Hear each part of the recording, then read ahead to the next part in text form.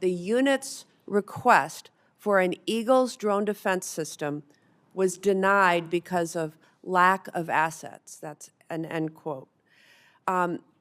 U.S. Army Central has conducted an investigation into that attack. Do you commit to releasing the findings of that investigation publicly, yes or no? We'll get you the status of that. I would argue if it was a resource constraint, that's precisely why we're having this hearing today, to speed up systems to the battlefield, to warfighters as fast as humanly possible. It's been too slow in the past. It needs to be faster. The reforms we're undertaking will do findings that. of that investigation publicly, yes or no? I will work with Admiral Cooper to make sure it's handled properly. Yes, Senator. Thank you. Secretary Hegseth, I traveled to Walter Reed Military Hospital and met with soldiers who were injured in that attack. What they told me confirmed what other soldiers have said publicly, that most of these soldiers injured in the attack did not receive proper medical care in Kuwait, in Germany, or during their initial days back in the U.S. The U.S. military has been fighting wars in the Middle East for 25 years. Why was proper medical care not immediately available to these injured soldiers, and why were they not immediately screened for traumatic brain injuries?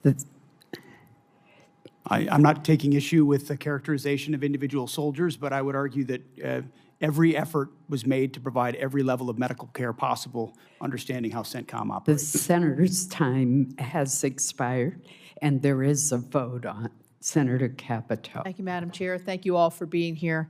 Thank you for your service. I want to begin because the last time that I saw you, Secretary Hegseth and General Kane, was at the Pentagon when you honored Andrew Wolf, who was attacked here in D.C. in November, and then the honor that you have given to Sarah Beckstrom and her family, who lost her life that day as well. I know that you've been in constant contact with Andrew and his family, and you also know that the great faith that they have in the Lord above is what's really brought them to the point where they are now. So let's keep them all in his prayer. I'm interested in Senator Baldwin's question because I do have a soldier from West Virginia who is making a very similar complaint. So whatever follow-up we can do, I would like to do that.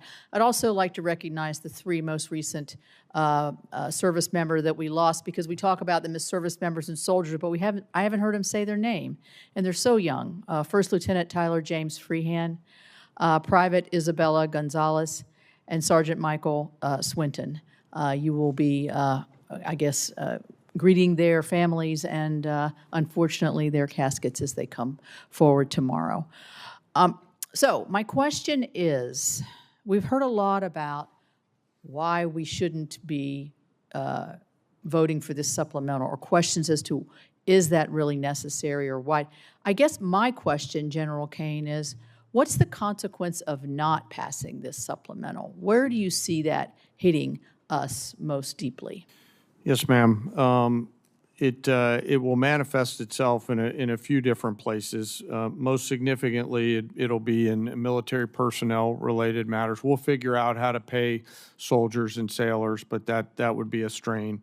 Operations and maintenance costs, and then the ability for the department to take some of this capital and wisely invest it in future combat capability and things like AI, UAS, counter-UAS, hypersonics, and space. So not only would it hit us today, but it could hit us tomorrow as well. Yes, ma'am. I've actually view this as forward-looking. As we look at the future picture and the various risks that we're facing, the supplemental and the budget, frankly, help to ensure that we are properly arming the joint force for the myriad of potential contingencies that we face in the future. Thank you. So as we look at one of the, I think, best successes under your all's leadership at the Department of War has been the fulfillment of the recruitment in every branch. I remember last year, I think, or maybe the year before, only the Marines could brag that they had made their records, and now I think that many the other branches you're far exceeding what has previously done. So that tells me that American young men and women want to serve their country. They want to be safe. They want to do the right thing.